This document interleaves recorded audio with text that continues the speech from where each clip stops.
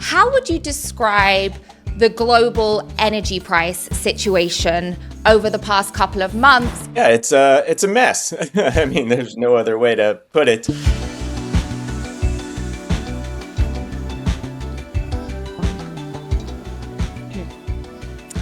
You're watching Fortune Daily. I'm Ellie Austin. So, 4 states are taking Meta to court this week over whether Facebook and Instagram were designed to be addictive to children. This brings the total number of states who have filed lawsuits against Meta on this exact subject to 29. The coalition alleges Meta built addictive features into its apps, misled the public about the risks, and improperly collected children's data in violation of both their own and federal policies. Meta strongly disputes the claim, calling the state's allegations, quote, unsubstantiated. What makes this case stand out? Well, the states aren't just seeking damages. They want a nationwide order that could force Meta to tweak its product, from age restrictions to infinite scroll to the algorithms that keep users engaged. So that's the real test here. Can a company built on attention, capturing all of our attention, be forced to redesign around user well-being without breaking the ad business that depends on people staying online? We'll watch to see how this story evolves. Now, a Fortune story about what happens when celebrity, mental health, and startup money collide. Selena Gomez is being sued by investors in Wondermind, which is the mental health startup that she co-founded. The company raised $5 million in 2022 at a $95 million valuation, in part on the promise that Gomez would use her more than 500 million social media followers to help build the business. But investors now allege that the app was never built, key revenue plans never materialized, and the company's financial troubles were not fully disclosed. In a statement to People magazine, Gomez's lawyers said that any allegations Gomez was involved in fraud are, quote, completely meritless, both factually and legally. They also said that they are, quote, filing a motion to dismiss the baseless claims. So what's the bigger takeaway here? Well, a famous founder can and often does bring attention, access, and a big valuation. But celebrity alone cannot replace a product, a business model, or transparency with investors. Will these allegations make any meaningful dent on Gomez's reputation or the love of her fan base?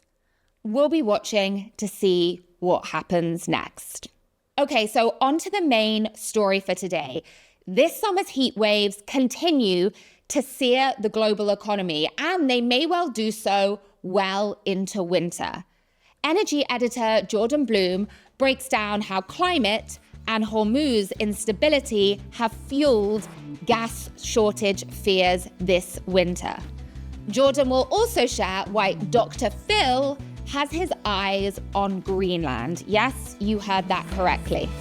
And Fortune reporter Preston Fore tells us about factory-farmed philanthropy. Jordan, hello, and thank you so much for joining us. So I want to start by talking a bit about this summer. It has been boiling hot in Europe, where there's been heat waves and wildfires.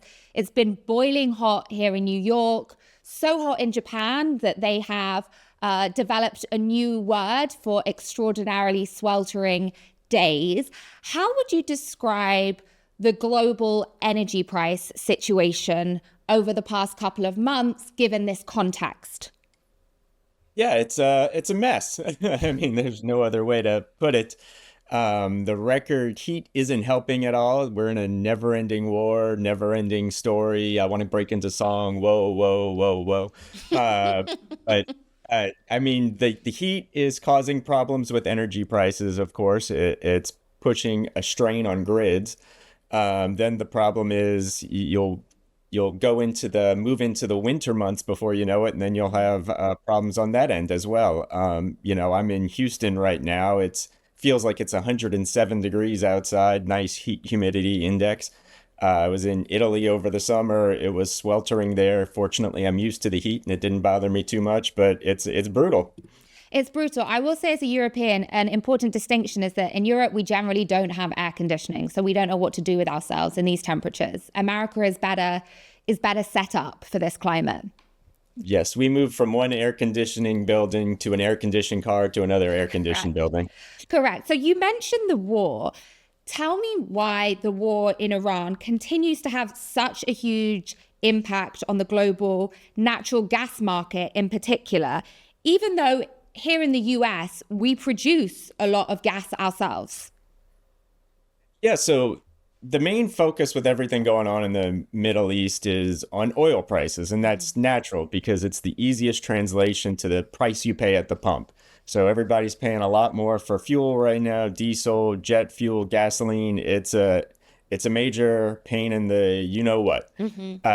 But it's more than an oil story. It's well, there's a lot of other stuff. There's helium, there's grain, all kinds of things, but it's also a big natural gas story. And in this case, we're talking about liquefied natural gas, which is the kind of gas you need to get exported, just in the liquefied form. So Qatar, unbeknownst to most people, is one of the three biggest exporters of natural gas in the world, along with Australia and the United States. You mentioned the US has plenty of supplies.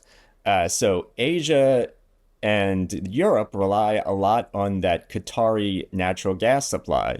And a lot of it, most of it, is offline right now. Some of it was seriously damaged by early attacks from Iran, which is going to take a couple years to repair. And most of the rest of the supplies are just blocked by the Strait of Hormuz blockades that are still going on. So the point is really that Europe and Asia would be stocking up for the winter right now, but they can't so much. So just to throw a few numbers in real quick, European gas storage levels are just a little above 50% of their capacity right now, which is really historically low for what you need. At this point, you would be hoping to get to, 75 or more percent. By November, the maybe best case scenario is we'll get to about 75% now. And at that point, you need to be at least 90% filled on a normal basis. So I'm throwing a lot of silly, annoying numbers out there that you won't remember, and that's fine. But the point is we're way behind schedule in terms of getting stocks up for the winter. And when that winter hits, we're not going to have enough natural gas, especially if it's a bad winter. So what does that mean for consumers if stocks aren't where they should be? They aren't at that 90% as we head into the colder months. Yeah, so just to present that dichotomy again, this is not a big deal for the United States. The US has plenty of natural gas here. It's the leading producer. So prices might be a little elevated in the US, but it won't hurt that much. In Europe, you're going to be paying really high power prices, really high natural gas prices over the winter months, regardless.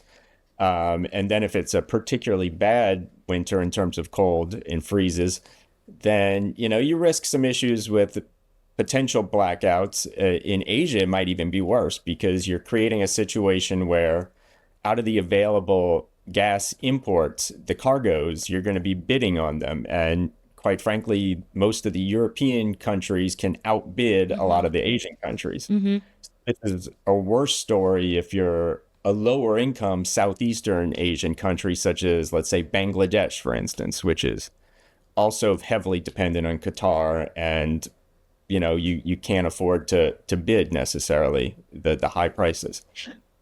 Let's say hypothetically the Strait of Hormuz, which is really a global choke point for the liquid natural gas market, hypothetically it reopens tomorrow.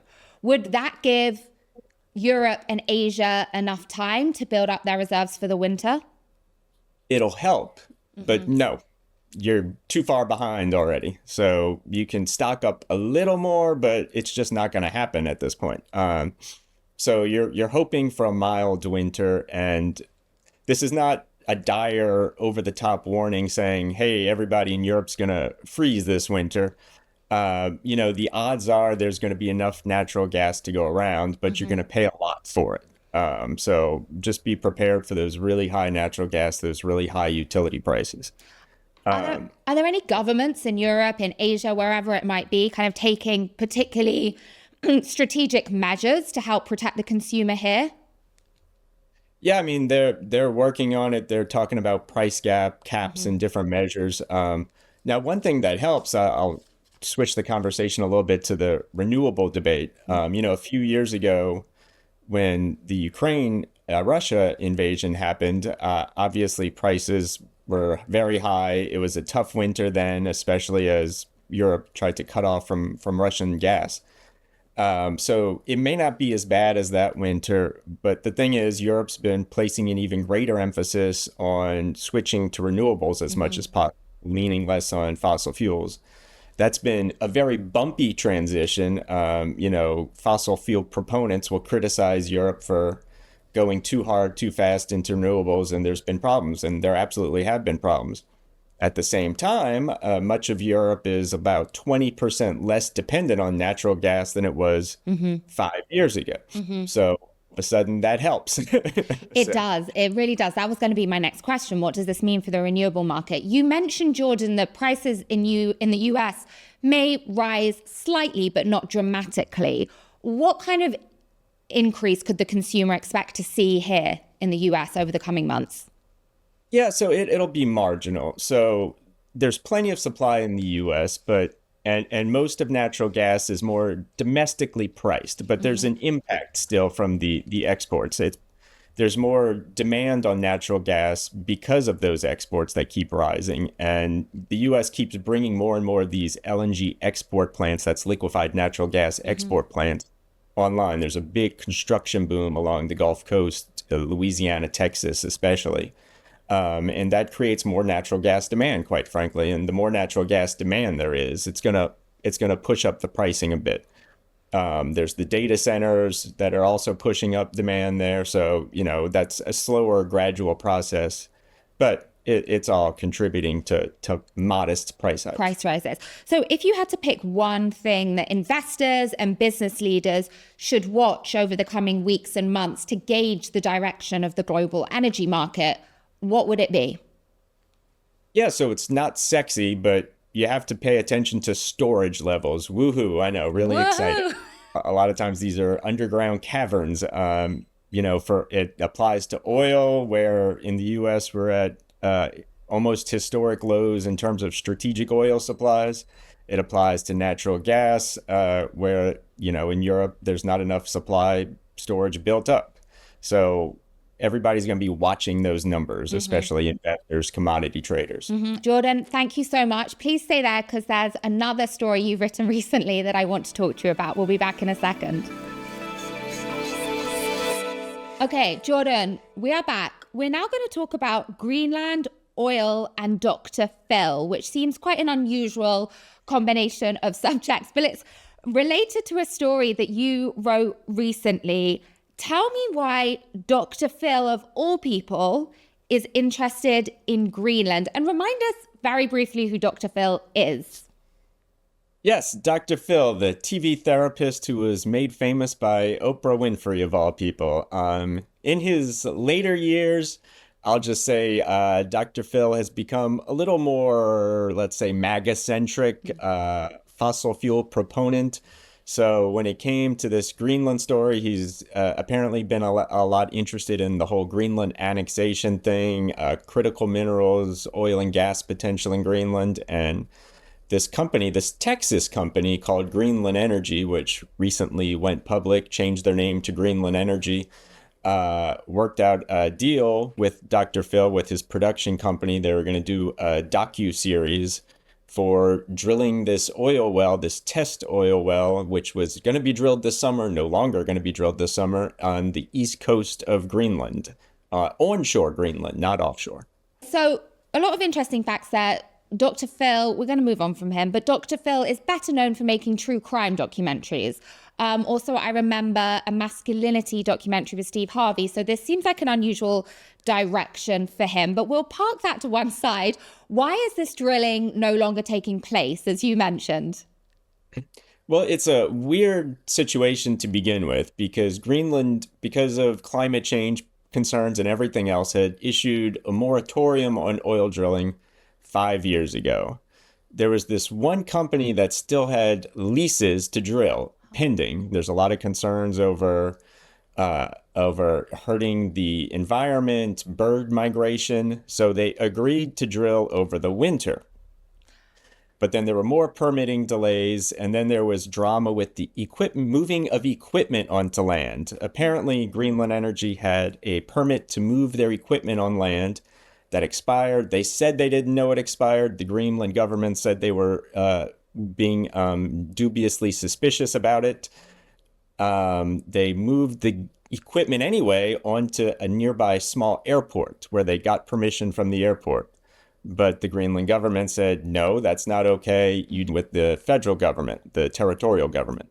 So long story short, or long story long, maybe, they agreed to continue delaying, and now it'll be the winter of 2027. That is almost 18 months from now. So a lot more delay. That'll give them time to work through all the permitting, but it's a big setback for the company. Wow, that's actually quite a saga that maybe would make an interesting documentary, regardless of whether or not it was made and fronted by Dr. Phil. Jordan, thank you for bringing us up to speed on that. Where can people find more of your reporting? Yeah, fortune.com. Please check us out. And please remember to subscribe to Fortune Daily, subscribe to our YouTube channel, and let us know in the comments what you think about Dr. Phil and drilling in Greenland, two quite incompatible subjects. Jordan, thank you so much. Next up, the business of luxury with my colleague Preston Fore. As AI firms like OpenAI and Anthropic are anticipated to IPO, there's going to be a new wave of millionaires and billionaires across Silicon Valley, and it's expected to release billions of dollars in charitable giving. And one of the major causes that's already attracting a lot of wealth giving is factory farm animals. This year alone, $40 million has gone to improving the lives of chickens, pigs, and other animals raised in industrial agriculture. And, beyond the sort of tax incentives that may come with giving your dollars out to nonprofit organizations, this money really speaks to an increase in giving for a cause that people are passionate about. It all sort of started with this tech podcaster named Dwarkesh Patel. He had an episode of his show last year where he had an animal rights expert on named Lewis Pollard. Patel ended up, sort of encouraging his viewers to donate to this nonprofit platform called Farm Kind. Over the next couple of weeks, they ended up donating $2.3 million and counting, because a lot of people have sort of been giving recurring donations. And it sort of just kind of highlighted a space that people hadn't really thought about before. Philanthropy is sort of an interesting topic because I think historically a lot of major philanthropists who are ultra high net worth have long sort of complained in publicly about how it's hard to give money. It's hard to make an impact. I think for people who aren't ultra high net worth, that's like sort of an insult, and it sounds like an insult, but I do know in reality it is very hard to, make sure your dollars are going to the right things and are having an impact. But, as this sort of new wave of younger folks are kind of rising through their careers and their career ladders and are have a substantial sum of money, there is a sort of rerouting of that money, and people are seen to be eager to give it away earlier than ever. That's it for Fortune Daily. I'm Ellie Austin. Please like and subscribe to our YouTube channel. See you next time.